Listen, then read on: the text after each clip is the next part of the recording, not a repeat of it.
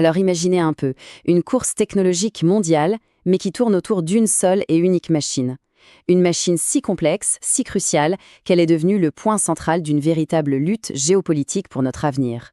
C'est cette histoire un peu folle qu'on va décortiquer ensemble. Pour bien comprendre l'enjeu, il faut écouter une seule personne, une haute responsable américaine. Le truc, c'est qu'il faut l'écouter à 1 an d'intervalle. Parce qu'en seulement 12 petits mois, eh bien, tout a basculé. En l'espace d'1 an, on passe d'une confiance totale, presque arrogante, à un constat d'échec assez brutal.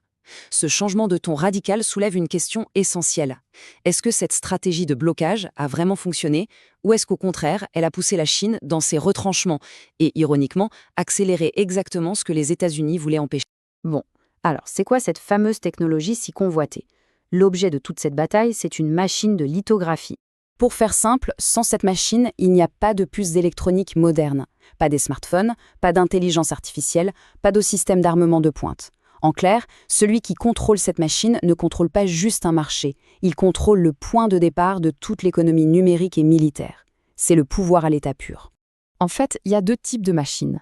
L'ADUV, on va dire que c'est le cheval de bataille de l'industrie, la technologie de base. Mais l'EUV, l'EUV, c'est le joyau de la couronne. La différence entre les deux, c'est la lumière. L'EUV utilise une lumière avec une longueur d'onde si courte qu'elle peut graver des circuits d'une finesse incroyable, de la taille de quelques brins d'ADN. C'est quelque chose de totalement impossible pour l'ADUV. Celui qui maîtrise l'EUV, eh bien, il maîtrise l'avenir. Et c'est là que l'histoire devient complètement dingue. On ne parle pas d'un quasi-monopole. Non, non, c'est un monopole absolu.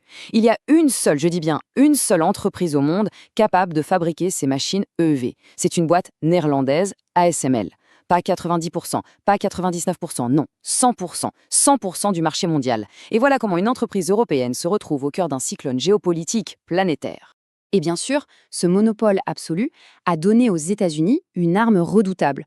Puisqu'ils ne pouvaient pas construire la machine eux-mêmes, ils se sont dit qu'ils allaient en contrôler l'accès. C'est le début de ce qu'on peut appeler la stratégie du mur technologique. Quand on regarde cette chronologie, on voit bien l'escalade, méthodique et implacable. Ça commence assez discrètement en 2019, avec le blocage d'une seule machine EUV. Puis, en octobre 2022, les restrictions deviennent vraiment massives. Et finalement, début 2024, le couperet tombe.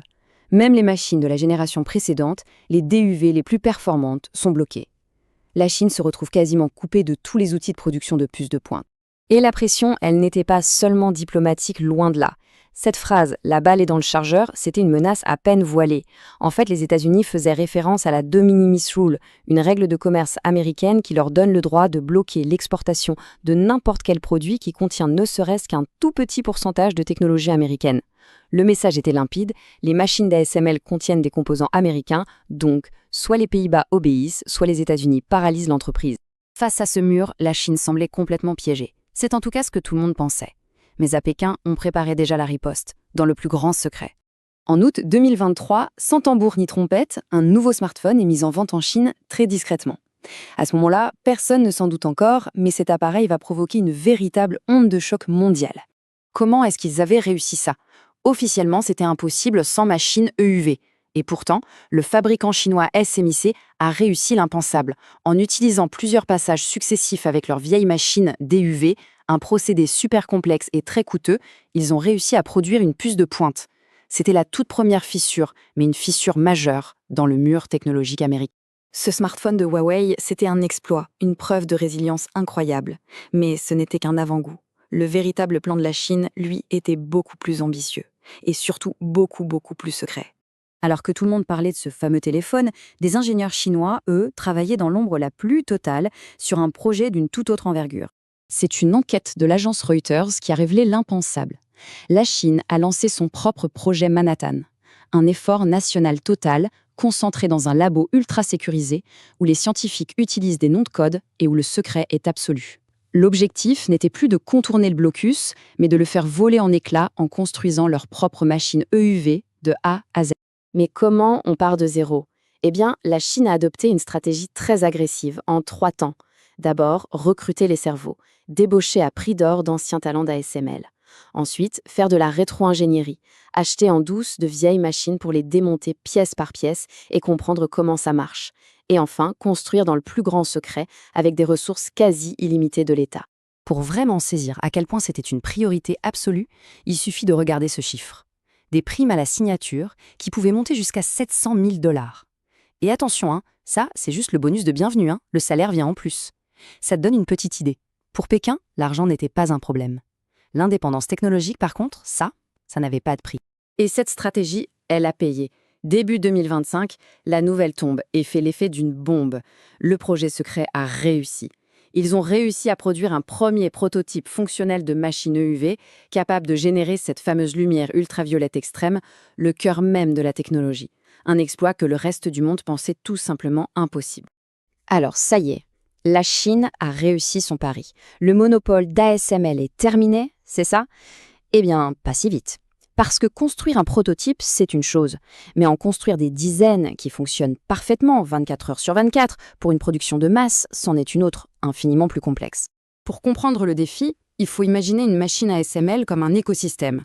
On parle de plus de 700 000 pièces, des centaines de fournisseurs ultra spécialisés, mais le vrai secret, ce n'est même pas ça, c'est l'organisation du savoir.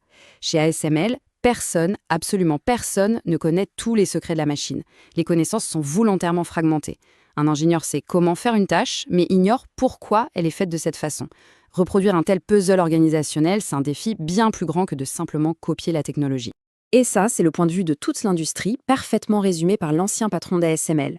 Pour lui, l'avance technologique de l'entreprise est tellement immense, construite sur des décennies de recherche et un réseau unique au monde, qu'il faudra bien plus de 10 ans à la Chine pour ne serait-ce que s'approcher de leur niveau de performance et de fiabilité. Et c'est là toute la question, une question à 1000 milliards. Le Japon, avec des géants comme Canon et Nikon, a tout tenté pour construire une machine EUV et a fini par jeter l'éponge. Alors, est-ce que la Chine, avec sa volonté politique sans faille et ses moyens colossaux, peut réussir là où tous les autres ont échoué? Ou est-ce que cette machine est si diaboliquement complexe qu'elle restera pour des années encore le monopole d'une seule et unique entreprise européenne? La course pour le contrôle du futur, elle, ne fait que commencer.